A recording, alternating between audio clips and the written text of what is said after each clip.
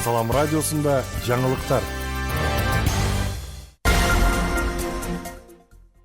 Саламатсыздарбы, ардактуу радио каармандар жана YouTube көрүүчүлөр. Эфирде жаңылыктар түрмөгү аны менен мен Кудайберди Душаев тааныштырам.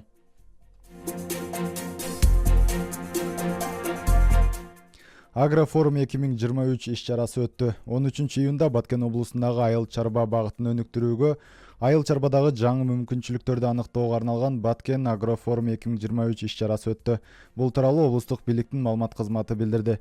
Форумга президенттин Баткендеги өкүлүнүн аппаратынын жетекчиси Алихан Ураимов катышып, агрардык тармакты өнүктүрүү жаатындагы колдоолор, мүмкүнчүлүктөр тууралуу айтып, ишкерлер менен чогуу Баткен облусунун айыл чарбасын өнүктүрүү келечеги талкууланды. Иш-чаранын жүрүшүндө багбанчылык, дыйканчылык, мал чарбасы, балык чарбасы, кайра иштетүү боюнча спикерлер өз тажрыйбалары менен бөлүштү. Форум ишкерлер үчүн айыл чарба тармагындагы акыркы жаңылыктар, бул багыттагы жаңы технологиялар боюнча пайдалуу маалымат алмашуу аянтчасы болду. Иш-чара айыл чарба продукцияларынын жарманкеси менен коштолду. Форум Баткен облусунун тургундары жана ишкерлери үчүн ЖИА бизнес ассоциациясы тарабынан уюштурулду.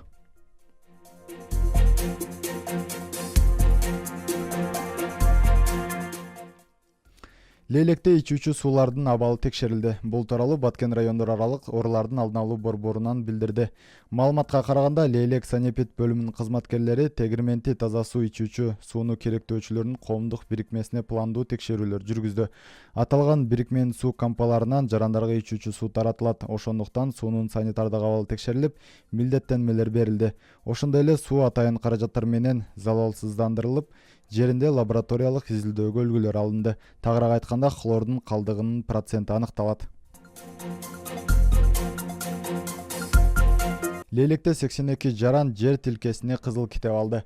Баткен облусунун Лейлек районундагы тургундарга жер участогуна болгон жеке менчик укугу жөнүндө акт тапшырылды. Бул тууралуу Лейлек райондук администрациясынан билдирди. Лейлек району боюнча райондук жумушчу топко жалпысынан 179 арыз келип түшкөн. Анын ичинен мыйзамдаштырууга 159 арыз канааттандырылып, коомдук маалымдоого илинген. 89 жаранга жалпы 9,25 гектар жер аянты калктуу конуштардын жерлеринин категориясына которулуп, 5 арыз мыйзамдаштырууга болбой тургандыгы аныкталып, 15 арыз тактоо үчүн кайтарылган. Бүгүнкү күнгө карата 82 жаран үйлөрүнө мамлекеттик акттар тапшырылды. Анын ичинде Лейлек айыл аймагы боюнча 23, Кең Талаа айыл аймагы боюнча 10, Тогуз Булак айыл аймагы боюнча 13, Ак Суу айыл аймагы боюнча 11, Лейлек Токой чарбасы боюнча 25 үй бүлөгө документтер берилди.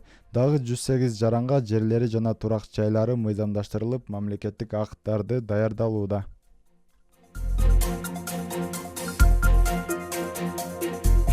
Баткенде 44 соц объект курулууда. Баткен облустук администрациясынан билдиргенге караганда, быйыл облус аймагына 44 социалдык объекттин курулушу каралган. Аталган объекттерге мамлекеттик казнадан 266 миллион 843 миң сом бөлүнгөн. Анын ичинен 21 объект капиталдык курулуш болсо, 17 объект капиталдык оңдоп түзөө иштери жүрөт.